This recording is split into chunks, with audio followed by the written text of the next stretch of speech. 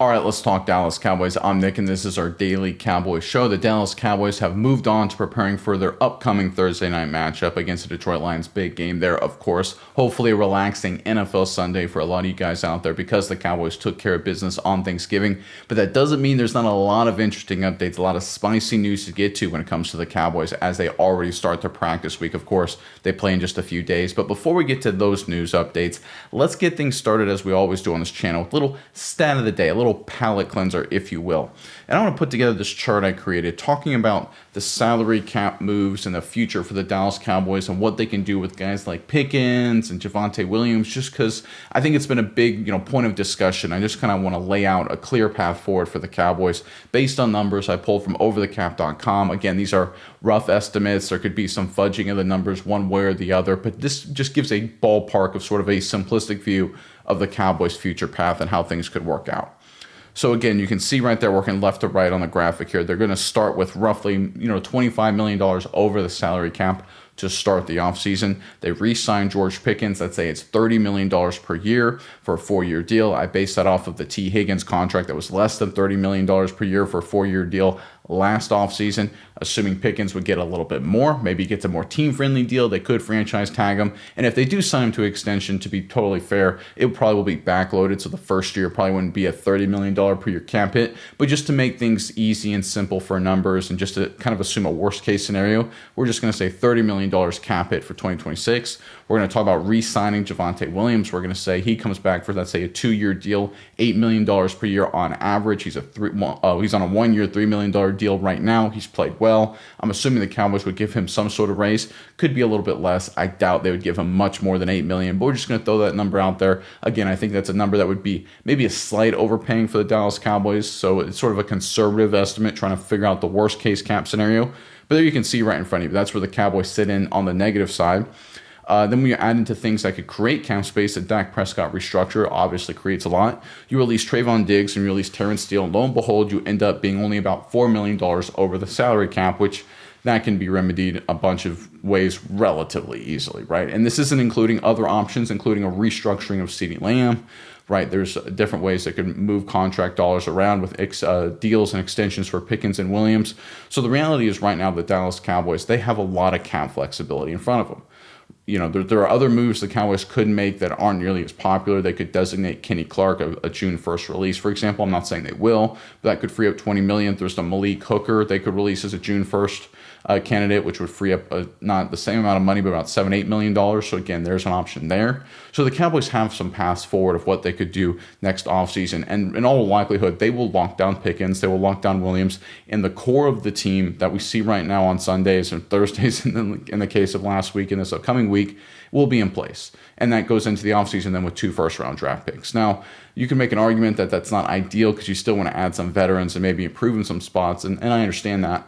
But even with this structure right here, if they, let's say, restructure CeeDee Lamb's contract, they can then go out and get another veteran as well if they want. But I think right now the Cowboys, they got their veterans in Quinnen Williams and Kenny Clark and Logan Wilson in terms of their big name guys, right? They could always go out and get a smaller name guy if they want. The reality is now you need to use the barbell approach and use your 2 first-round picks, however you want to get, whether it's with 2 players with those 2 guys or trade one of those picks for more draft picks. But now you got to fill out the other end of the barbell with cheap young talent. They got the veterans. They got Quinnen Williams. They got Kenny Clark, right? They got Logan Wilson, for example. Now they need to make sure they bring in some young, cheap talent via the 2026 NFL Draft. They got some good pieces from 2025, Revel, Ezaraku, obviously at the top of the list when it comes to the defense. But when you look at this team and where they are going forward, I think they got a clear path, right? And we talked about this yesterday. They are actually not in a bad cap situation at all, considering they're paying their quarterback a ton of money, considering they're paying a lot of people already, Tyler Smith, Ferguson, DeRon Bland, right? They've already locked down and extended CeeDee Lamb, a bunch of big name guys for this roster, but they still have flexibility and a path forward. It goes back to not giving Micah Parsons that big deal when it was all said and done. It has given them a big chance to lock down a bunch of guys and keep a core group in place for a very long time. And as the chart shows, it won't be too hard for the Cowboys to do it. They're in a strong position to keep the core of the team that we've seen over the past 3 games in place for many years to come. All right, let's get into the news. Talking about releasing Trevon Diggs, we got a Trevon Diggs update, guys. Interesting move here from Tommy Yerish on X. He posted, Brian Schottenheimer, when asked if Cowboys cornerback Trevon Diggs could play safety, He responded, "I wouldn't even think of that." He went on to say something to the effect of, "We think Trevon Diggs is a lockdown corner, and we're going to treat him as such. We're glad to have him back at the cornerback position." Yeah, Trevon Diggs moving to safety has been a topic of discussion for a lot of people for a long time. People, commentators, fans, everyone's saying, "Well, listen, can he play safety?" Right? Obviously, we've seen corners move to safety in different capacities in the past. Recently, Jalen Ramsey for Pittsburgh has kind of been the sort of poster child of that move late in your career. But I think the decision to keep Trevon Diggs at corner is actually a really smart one from Shoddy for a couple of reasons. First and foremost, Trevon Diggs, asking him to learn a whole new position in the middle of the season, it's just a recipe for disaster, right? It's one thing to sit there and say, "Hey, can you move in play slot corner, outside corner, or boundary or field corner," whatever it may be, right? There's some small changes you could do at the corner position that would be a challenge. But to move him to safety in the middle of a season, talk about run fits, you're talking about how you insert on certain coverages, blitzes, things like that, that's not a recipe for success. So moving Diggs to safety in the middle of the season would just be totally, I think, foolish. It's sort of one of those things where it's a Madden move where you're like, oh, if it's a video game and the players you just put in the position, they know how to play, they know all the calls, right? That's just not how it works in real life, especially now that you're late in the season, post Thanksgiving.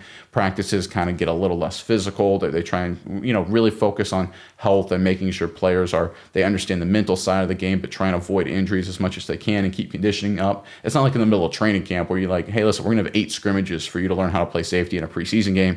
That's just not going to happen. So I think the risk reward there is pretty not in Dallas's favor. I think the risk would be extremely high, and I don't think there's a whole lot of reward there for Trevon Diggs, just because I don't think any player, any corner, regardless how good you are, can make that switch in the middle of season. But there's another element to this as well. So obviously the Dallas Cowboys with Shawnee, they're trying to implement a new culture, and there's a lot of elements that go with that. One of the things is you want to attract top flight talent. You want to be a free agent destination. You want to be a place people want to play, right? And one of the ways that can really hurt that is if you have players that are really inclined and really sort of geared for a certain position, and you move them and put them in a position to fail. Right? We see some teams do this, some organizations do this, where they have a guy on their team and things aren't working out, so they try him something new, they keep moving him around, they just keep putting him in bad positions. They bring in a veteran guy, and he was a slot wide receiver his whole career. We're going to move him out wide. So he caught 80 passes a game. He's going to move out wide. He catches 20 passes a game, and his career basically ends. Right? We see that all the time. The Dallas Cowboys here are very, very correctly are saying, listen, Trevon Diggs is an outside corner. Everyone knows he's an outside corner in the National Football League. Agents, players, right, across the board. If we move him somewhere he's not comfortable in the middle of the season and he struggles, that's going to look bad on us, right? That's going to look bad on us when it comes to attracting top talent in the future. And I know a lot of people out there, it's like, why do you care about that? We're in the middle of the season. We're at this point, we're in December, right? So it's going to be, we're in the stretch run. You always have to be focused on the long term. You always. If you're hyper-focused on the short term, eventually the long term will come around and you will be in a terrible position. I think one of the strengths of Mike McCarthy was that he was outstanding in the short term. But in the medium and long term, he really struggled. And we saw that with the Dallas Cowboys when it came time to strategic decisions that went for playoff victories, right? And of course, long-term team building. I think he struggled as a head coach with those things. Great short-term coach for sure. Medium and long-term, not so much. And Shoddy's taking a good medium and long-term approach here. He says, listen, right here, Trevon Diggs, he's an outside corner. We're going to play him in an outside corner. We're going to put him in position to be successful. Don't discount that. That really matters, right? And I think a lot of people around the NFL, especially because it's a new coach, Shoddy's a first-year coach, obviously a new staff. It's a new era in Dallas right now. So there's potential veterans looking around and like, hey, listen, this team's kind of feisty. They're kind of fun. They're competitive. Do I want to go there and take a discount maybe? Is that a place I want to go and, maybe sign a very friendly, a team-friendly deal to maybe do something special for a year or two? I don't know. They treated Trevon Diggs pretty poorly. I don't want to go there and, ruin my career because, I come in with a certain skill set and they want me to play something else, right? Again, that matters with players, especially veteran players. They take that very seriously. And I think Shoddy not putting Diggs in that situation is a smart move. But I also think there's another element, too. It's the fact that the cornerback position for the Dallas Cowboys is incredibly young and inexperienced, right? We talk about this all the time. Revel's a rookie. Kellen Carson's essentially a rookie. Randy Stewart's essentially a rookie. Triqueze Bridges is a rookie, right? You got Deron Bland, who's been in the NFL for this is 4th season, right? So he's got some experience, but he's not exactly, 33 years old. So you want a guy who's played some football at the cornerback position. You want a veteran there. And I know people have talked about culture and people talked about, does he fit? Is he going to be a distraction? I think he's a guy that understands he's playing for his career, Right now, he's at a low point in his career in terms of value across the National Football League, whether it's with how coaches perceive him, players perceive him, media perceives him, agents perceive him. Everyone perceives Trevon Diggs right now at his absolute lowest, and he understands that. And I think he's going to do a good job, or at least try to do a good job, trying to help the Cowboys win some games here down the stretch. All right, with that in mind, here's the official report from Todd Archer, Cowboys beat reporter via ESPN.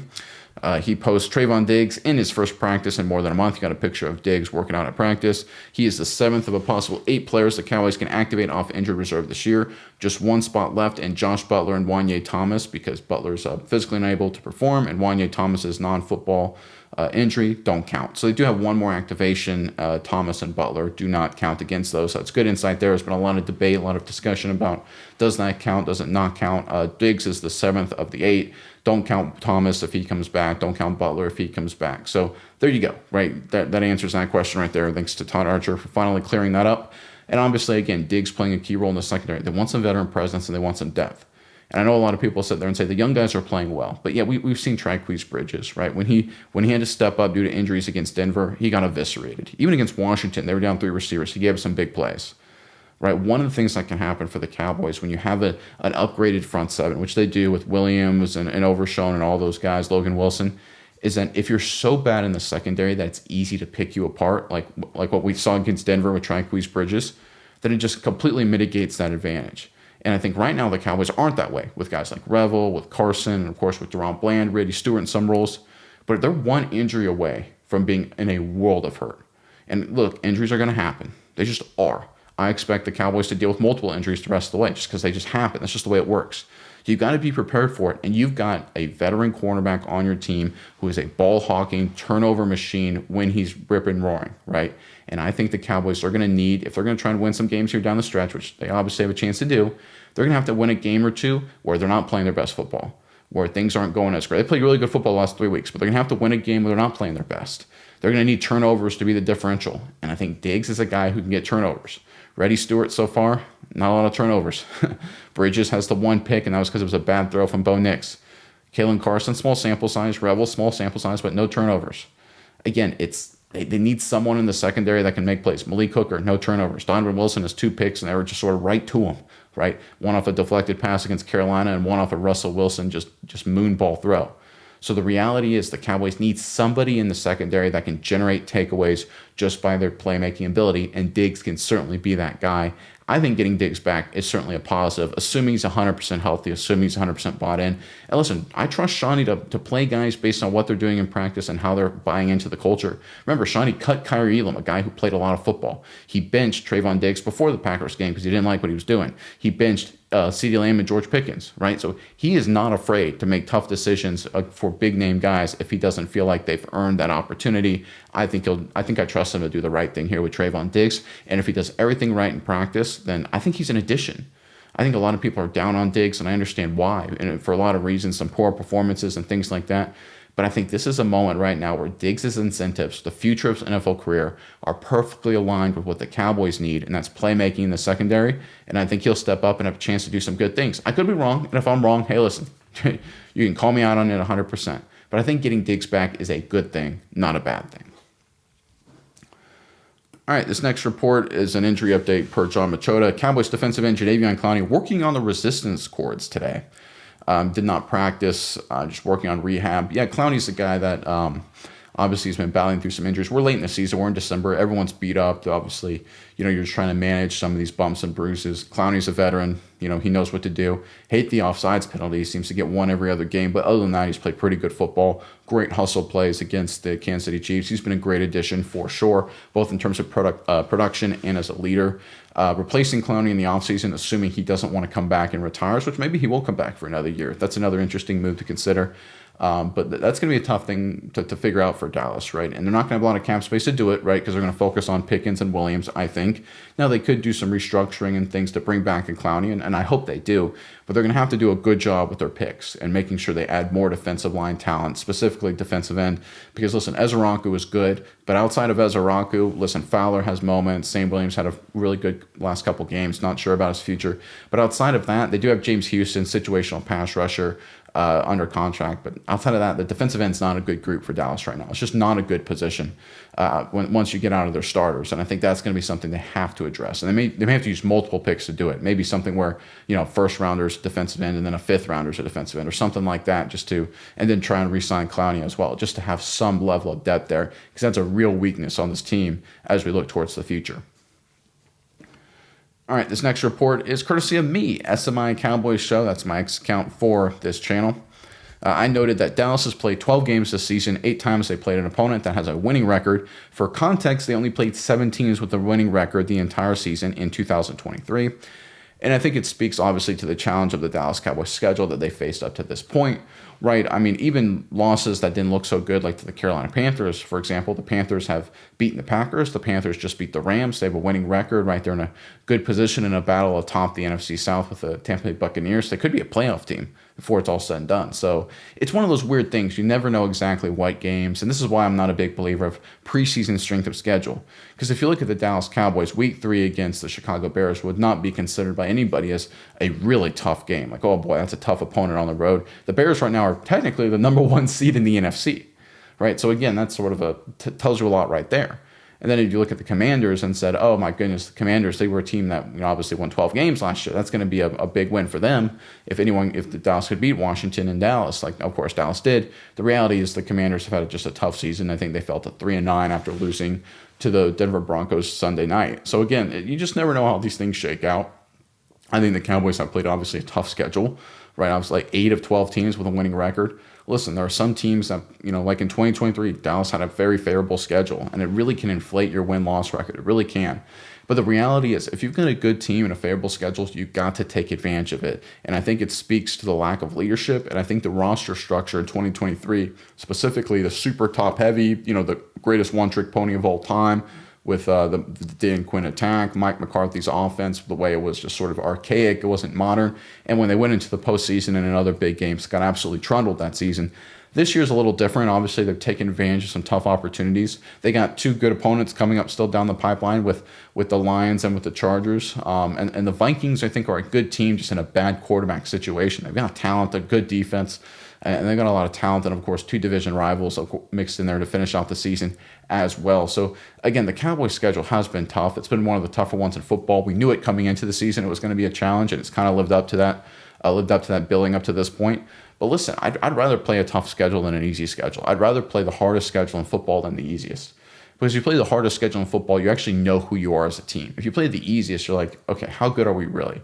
And because there are some teams right now I look at, great example is the Patriots are a good team, for example, but they played a lot of really, really easy opponents, right? They've had a really easy schedule, right? It's not necessarily their fault. It's just who they've played. And so you look at the Patriots, you're like, hey, man, they're going to have a good record. They'll probably win that division. And then when they're 1 and done in the playoffs and lose by double digits to, whoever, the Houston Texans, let's just pick on a team there. And you're like, well, what happened? They were so good during the regular season. It's like, yeah, but you played the Titans. You played the Jets twice. You played, a struggling Dolphins team twice, right? So, you played the Saints, right? Just it's one of those things where you've got a pretty favorable schedule. Things can kind of be misleading. I like playing a tough schedule, and credit to the Cowboys for battling through it. Again, one of the things that's been so interesting for me when it comes to the Cowboys is that they've played these tough opponents and they've gotten some big wins. You look at Philly, you look at Kansas City, of course. They tied the Packers, right? So this is a team that's found a way to get some tough, feisty wins. Obviously, they've got a lot of tough football ahead of them. But the reality is they've done some good things this year, right? And I think, obviously, they've got a lot of football left this season. I know people are already talking playoffs and postseason and things like that. I'll get to that tomorrow after Monday Night Football. That's my general rule. I don't talk playoffs until after all the Thanksgiving Day week games are complete. And I know people are already trying to speculate, what path could the Cowboys take? We'll get to that in due time. Obviously, they got to keep playing good football and they got to keep winning games before we can even get there. But when you consider how tough the schedule has been, the adversity, the injuries, right, new scheme, new staff, everything involved, Parsons traded, all of that, where the Cowboys sit today after 12 games is pretty impressive. And I think that's a credit to the players and a credit to the coaches as well. All right, this next report here is courtesy of Dan Rogers. Pretty good follow on X, got a lot of interesting tidbits. He said the number of Cowboys running backs who have had a run of at least 40 yards over the past 2 seasons equals 0. And here are the number of Cowboys running backs who have had a run of at least 40 yards this season, 3. That's Javonte Williams, Sanders, and of course Malik Davis on Thanksgiving. I think one of the things that happened over the past 2 seasons is the Cowboys, especially in 2024, basically abandoned the running back position. And in 2023, they just said, Tony Pollard's our guy, right? He's our guy. He's ready to emerge and be a superstar. And he was a good player. Don't get me wrong, but just really wasn't, in 2022, 2021, he looked like an all-pro kind of future of the running back position. And then 2023 just kind of was like, yeah, good, not great, right? One of those things. And in 2024, the Cowboys were so bad at the running back room. That was just awful. Rico Dowdle came on strong late. Otherwise, it would have been just a total disaster.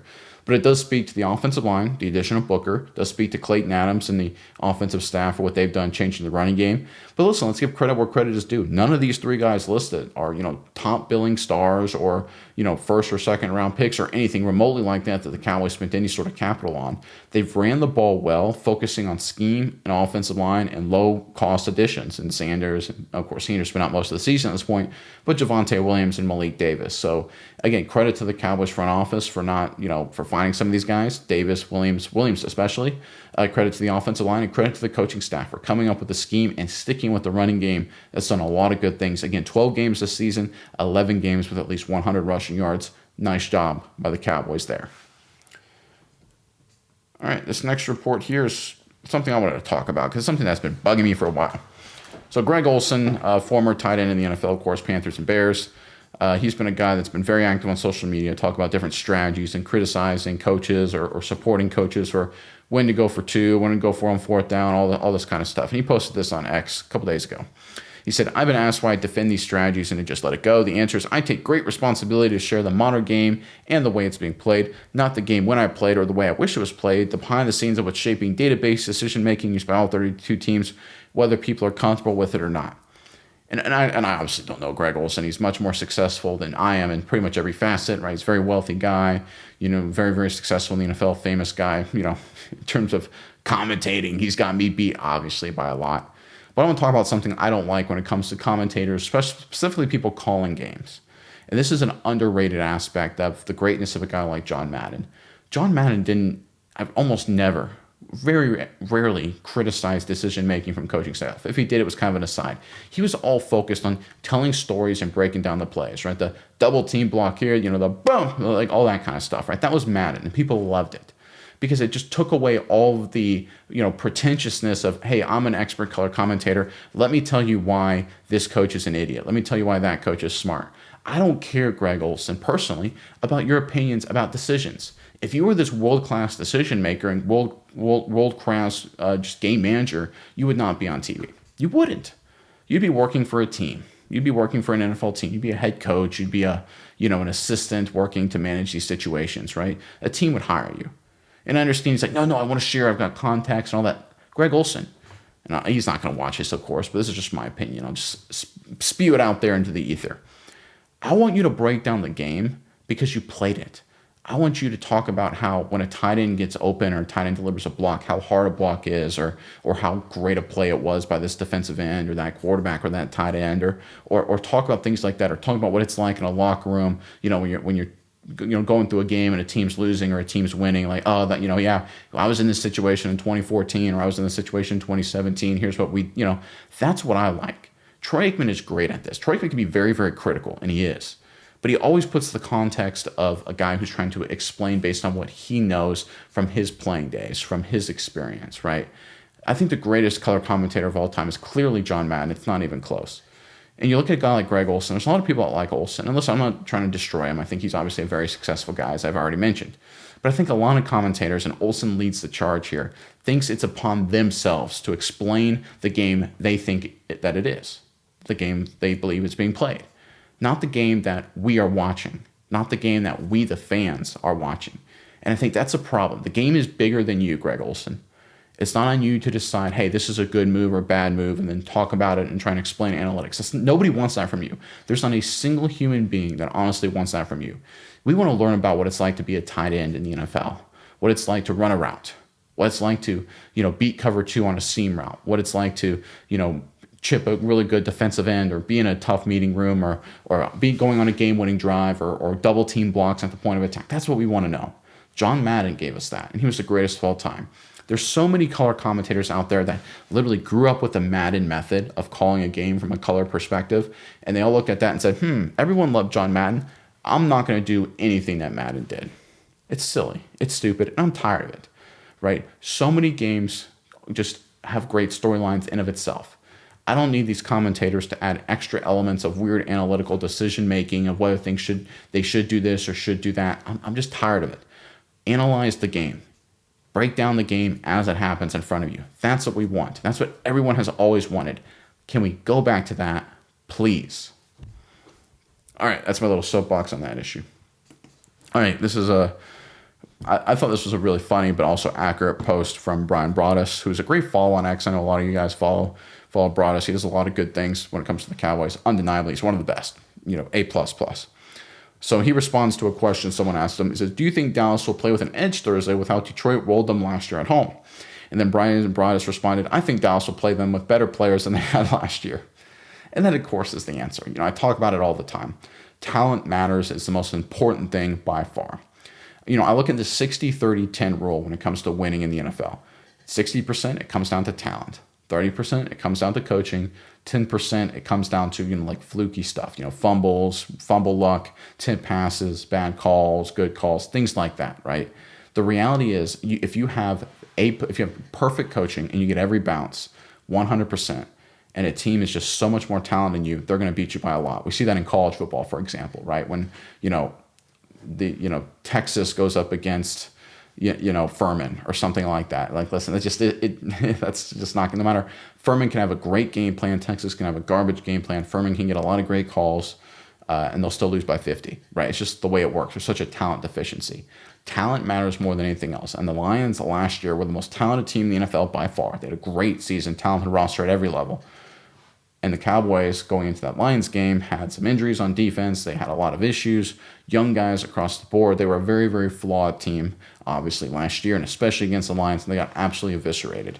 Look, it's just going to happen. The Cowboys have been on the other end of it, right? They've eviscerated teams that are beat up and struggling. We saw that in 2023 a bunch of times, right? 45-10 against Washington, for example, 49-17, 40-0 against the Giants, those two games.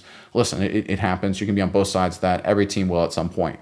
But the reality is if you have better players, the game goes differently. And that's what we see with Dallas this year over the past 3 games. They have better players. Williams, Overshown, right? Logan Wilson, right? Suddenly they've got better players. Suddenly they're playing better. Revel, right? Carson, right? It's one of those things. They get help at the safety position, right? They're not activating guys like Zion Childress had to play emergency snaps, pulling off the undrafted free agent off the practice squad.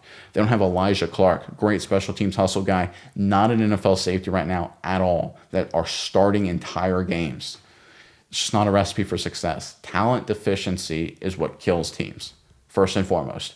We always look to coaching, but coaching in a lot of ways is a scapegoat, right? Coaching is what happens if you have no talent and you overperform. That's coaching. Or you have a lot of talent, you underperform. That can also be coaching. But the reality is a lot of it comes down to talent. A lot of it comes down to how good your roster is. And coaches are generally fired because GMs and owners think they have a talented roster, whether they're right or wrong, and they're not winning. Right, and so that can be an issue there. Sometimes you don't have a talented roster, and the coach is maximizing it, and they fire the coach anyway, and that tends to not work out for NFL franchises.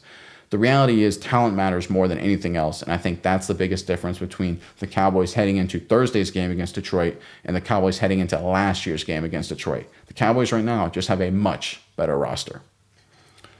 All right, let's get into the comments here, guys. This first comment is from our member. It's Jima3231.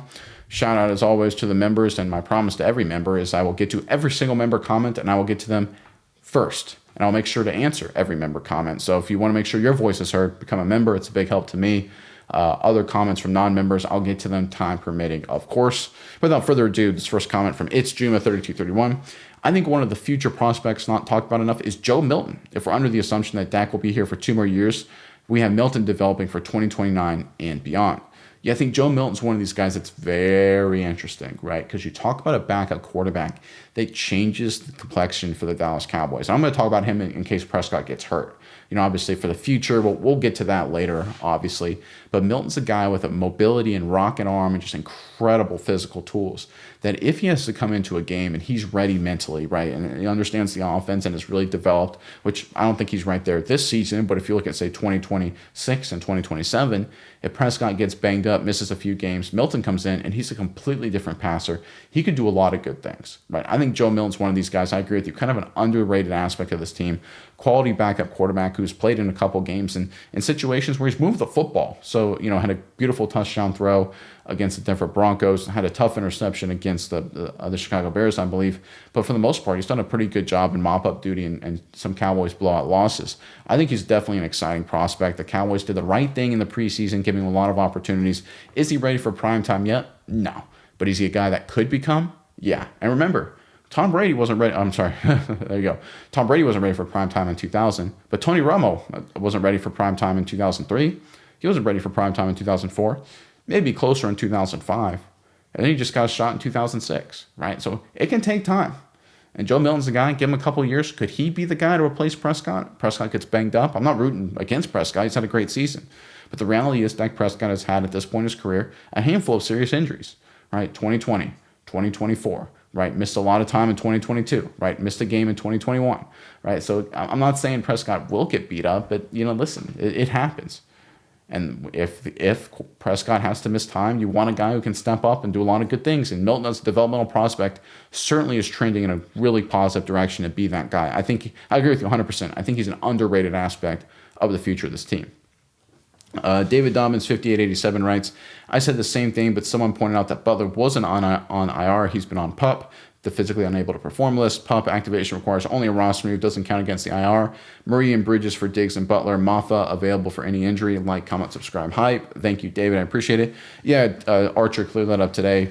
Butler does not count against the IR activations. So again, that's good news there in terms of what the Cowboys want to do. When it comes to Phil Maffa, looking for some more updates on that. I'm putting together a few things for tomorrow, so keep your eyes peeled. I'm trying to get the picture on Phil Maffa. There's been some interesting developments at the running back position, but I'm going to need to pull more sources together before I go one way or the other. Looking for someone from a reputable source. I'm hearing just rumors right now, and I want to make sure I don't repeat something that turns out to be false. Anchors Away 9893 writes, I think Pickens has found a home. I agree with you, Nick, in that we do tag and set up a longer-term deal. I really think we can keep this offense together for a handful of years. Yeah, I brought it up in the stat of the day. The path is pretty much there to keep the offense together for basically through 2027, right? And that's without doing any restructuring of Lamb. That's without doing any crazy roster maneuvering or anything like that. And they have the 2 first-round picks that can really load up on defense. And so I think they've got a path forward for sure. The Mike and Parsons deal was a win-win. Micah's playing well in Green Bay, and we now have 3 of the best interior linemen in football and an extra first-round pick. It's been our Achilles heel for a while. Agreed, injuries have really hampered the Cowboys' defense. Lions have some very key injuries. It will be a playoff-type game with both the Lions and Cowboys are in must-win mode. Going to be a great game. And finally, there is no substitute for solid leadership. Good leadership builds indomitable culture. That can take you a long ways. Yeah, I think Shawnee's leadership has probably been the best part of his approach. He's modernized the offense for sure. The way he handles some in-game clock management situations has been better than McCarthy. That was an Achilles heel. But his leadership has been A+. His preparation and getting the team ready and penalties and all that, that's a concern for me. The Cowboys don't have a wire-to-wire win yet this season. They've trailed in every single game, right? And a lot of that is game planning. A lot of that is shoddy. No, listen, part of that is defense struggling, right? So it's one of those things where, listen, if your defense is playing bad, as it was for the most part, for the vast majority of the season, you're going to find yourself giving up a lot of points and be trailing in a lot of situations. So I don't put that all on Shoddy, but I do think there is an element here where outside of the Eagles game where they had back-to-back touchdown drives to start, and really Washington, if we're being totally honest, where they just exploded with big plays in the first half, they've really had to struggle with slow starts offensively, right? And I like what happened against Kansas City. They bounced back from the early interception to get some points and really get some things together. So that was sort of a step in the right direction. I hope they can build on that going forward because these slow starts, man, I mean, we saw it obviously against Philly. They were able to overcome it, but they couldn't overcome it against Arizona in the end, and that may end up dooming their season. Even against the Carolina Panthers, right? They started out with a 3-and-out, a punt situation. It was one of those things where, the the Packers, they had a really slow start the first half against Green Bay. So it's one of those things where two games where they, even the Bears, right? They had two field goals to start the game, a Javonte Williams fumble, right? It's slow starts have really put this team in bad positions in big games. They've overcome them in some moments, they haven't in others. I like to see this team actually start strong against a good team and finish the entire way. We'll have to see what happens in the upcoming matchups, of course, but that's been the one thing I don't like about Shoddy is the way this team tends to start slow. All right, Peter Hunt, 6480, writes, talking about our linebacker misses, it's a dubious tactical style of the Cowboys. Vander Esch had that neck/spine injury in college. Same with Jalen Smith and his massive knee injury. Sean Lee also had injury issues in college. High risk, high reward doesn't always work out, obviously. Yeah, it's a great point, right? It's one of those things where if you're looking for, the value guys, the guys that listen, he's a first-round talent, but he's a top 5 talent, but, right, you're going to get that but's going to come into play eventually. And what's interesting for the Cowboys, and I think their bet was that, listen, the odds that all 3 of those guys turn out to have severe injury issues that derail their careers are pretty small, right? Maybe one of the 3, maybe 2, worst case. But the odds all 3, there's no way. The reality, all 3 did, and the odds turned out against their favor. And it is one of those things, when it comes to the Quinnen Williams trade and getting good players and giving away draft picks, that's why I always say, get good players.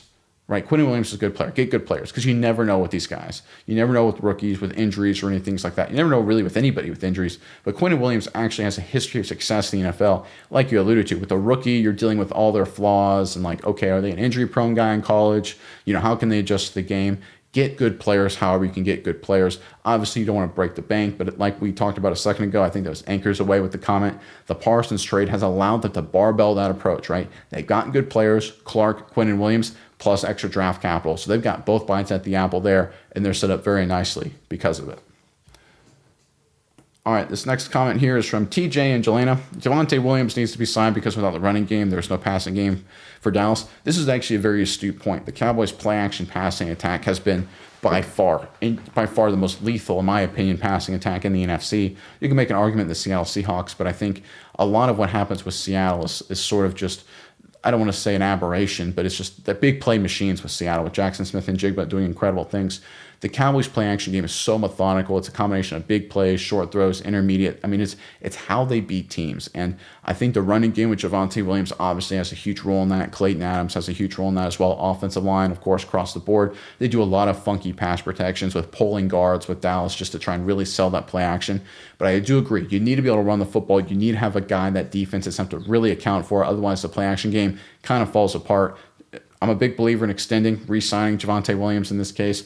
I think they get it done. Maria I-9549 writes, so instead of a $45 million a year for Micah, Cowboys will play $35 million a year for GP plus all the other players. Is $10 million that much of a difference as a cap hit? I don't think they'll play Pickens $35 million a year. I don't think any team will, right? This is hyperbole, right? People look around the NFL, and listen, these GMs aren't dumb. They know, okay, George Pickens has had one season like this, 12 games like this so far with the Cowboys.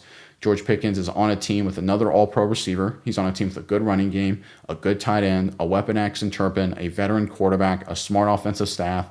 It's sort of any team that looks at Pickens and says, okay, do we have everything Dallas has offensively right now for Pickens? No? Okay, maybe he won't be as good in our team, right? That's just the reality. That Pickens has had a great season, but the infrastructure around Pickens is as much to do with George Pickens' emergence as number 3 himself. And I think other teams understand that. The Cowboys understand that, and Pickens understands that. So he's not going to make $35 million a year. I would be shocked if some team was willing to do that. But that's why you tag them, right? That's why you start with the tag. And if some team says, listen, we'll give him $35 million a year, we'll send the Dallas Cowboys 2 first-round picks to do it.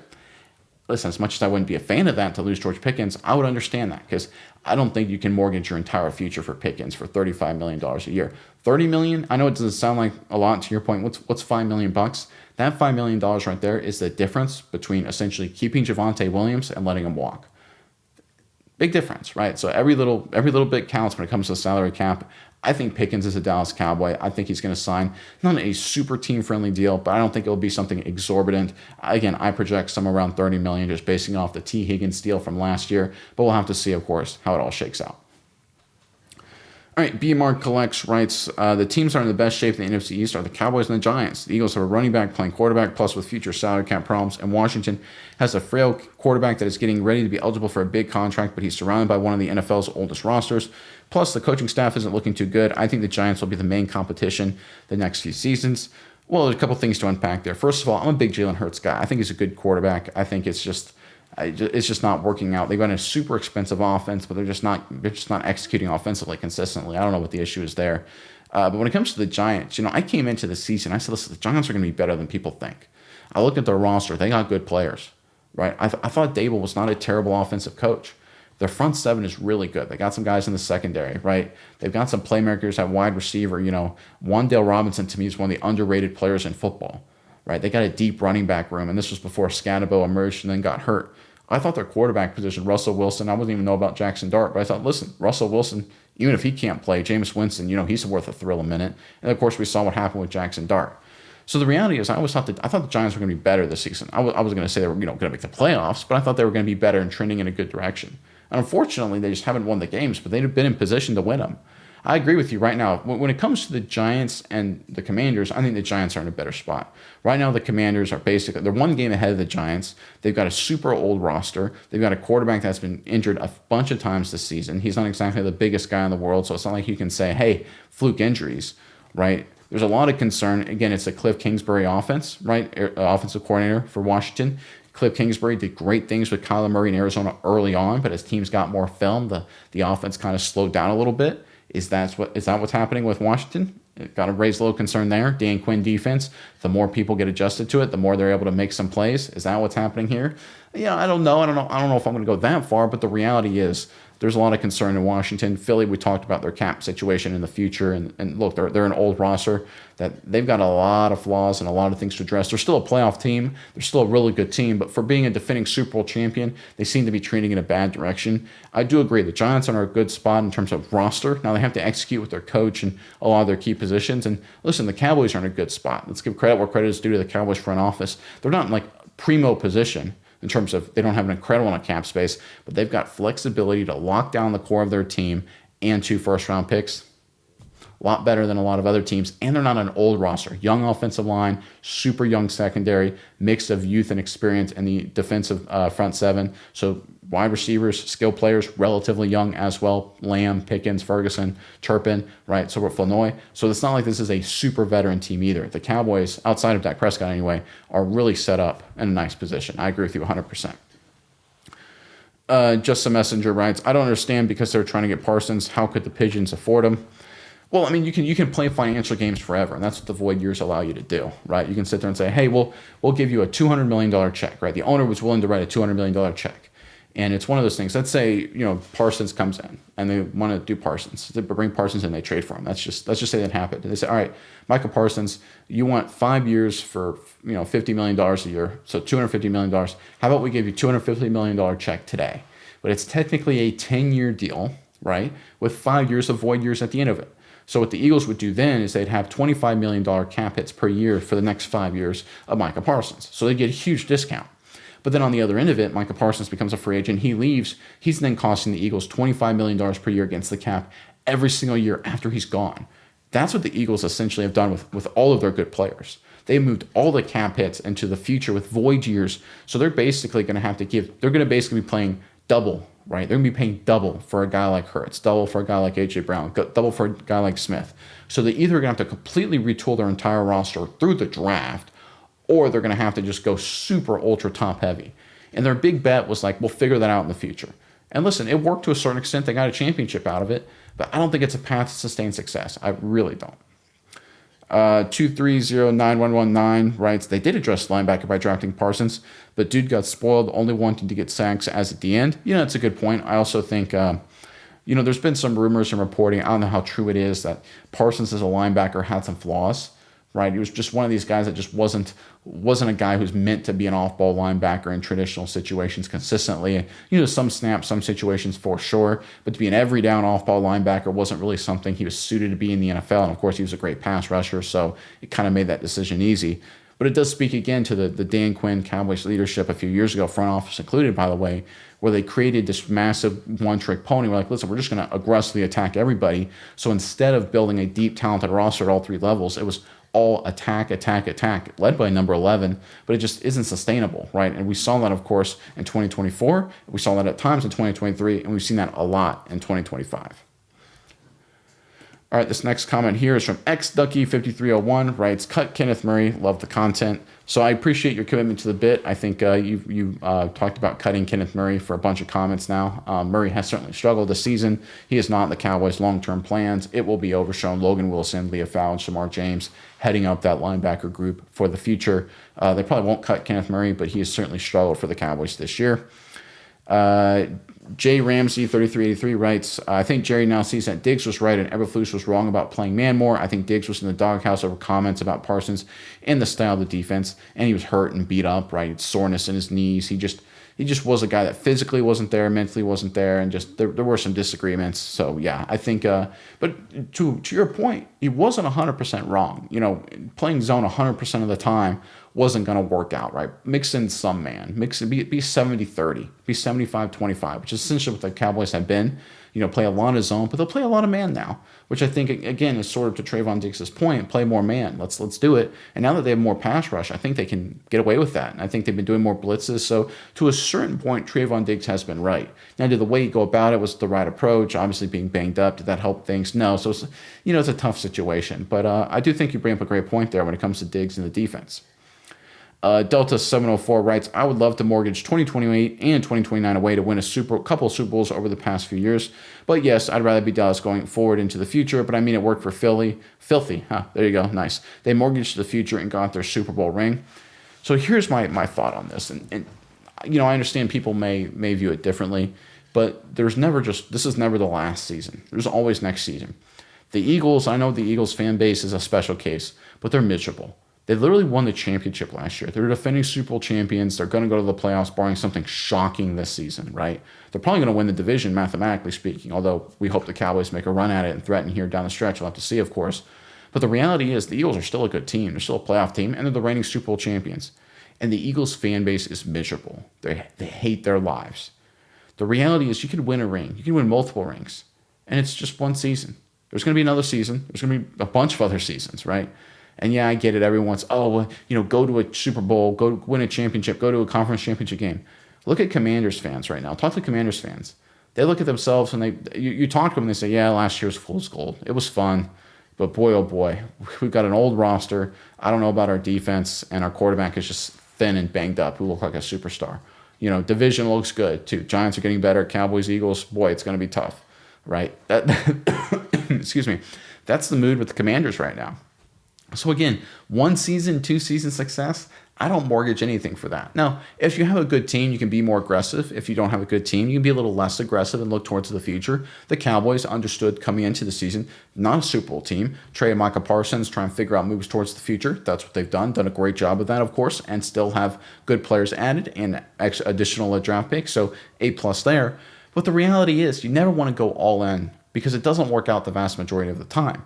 If you remember the graphic from yesterday, the other teams with a lot of void years, you look at teams like the Cleveland Browns, just a dumpster fire of a team. The New Orleans Saints, dumpster fire of a team right now, really, really struggling the past few seasons.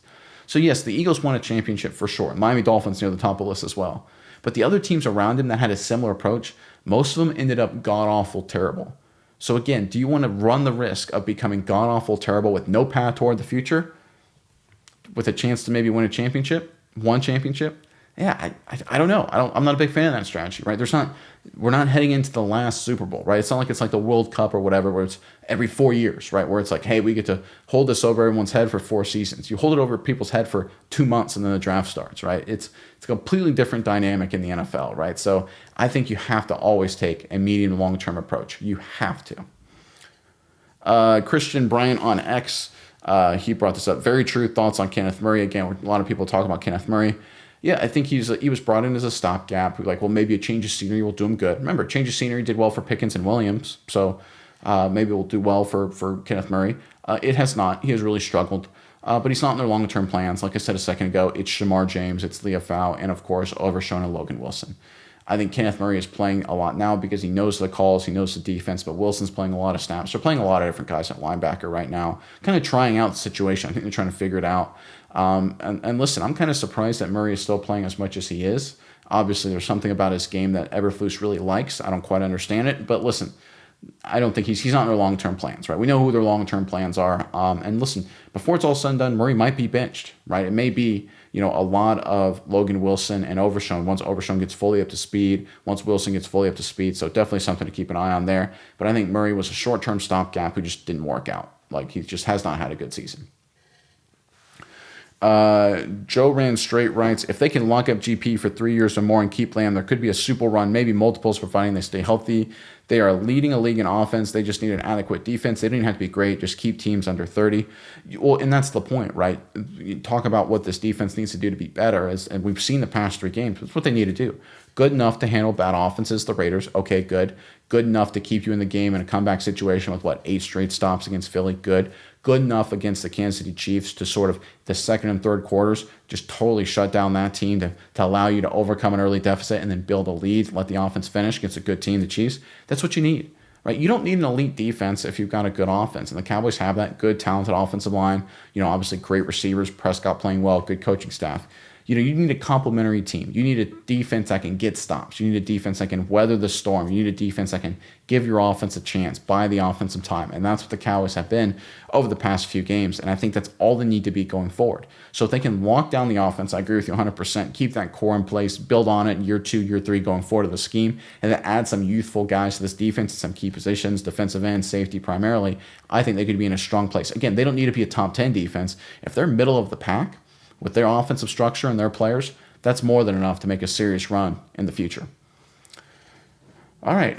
Thanks for the comments, guys. A lot of great comments today. A lot of interesting stuff from you guys, as always. So obviously, the Cowboys in the middle preparing, of course, for Thursday night's big game against the Lions in the middle of practice. Interesting situation. Both Detroit and Dallas have played a lot of football over the past week and a half. It'll be their 3rd game in, 11 days. Tough situation, of course, for all teams involved. But then both teams get a mini bye. So both teams, they need a big win. Both teams are coming in. The Lions are very desperate. The Lions are more desperate than the Cowboys. The Lions came into the season middle of a championship window. Right now, they're on the outside of the postseason structure looking in. So they need to figure out a way to get a win at home. If they can't get it done against Dallas, a free fall could be coming for Detroit. Dallas playing with a little bit of house money right now. We'll see how they do, of course, against the Detroit Lions on Thursday night. And they got to prepare for it, and we'll be here starting tomorrow to break down the Cowboys with the latest news as they get closer to that matchup. But until then, I'm Nick, and this is Saturday Morning Inspection.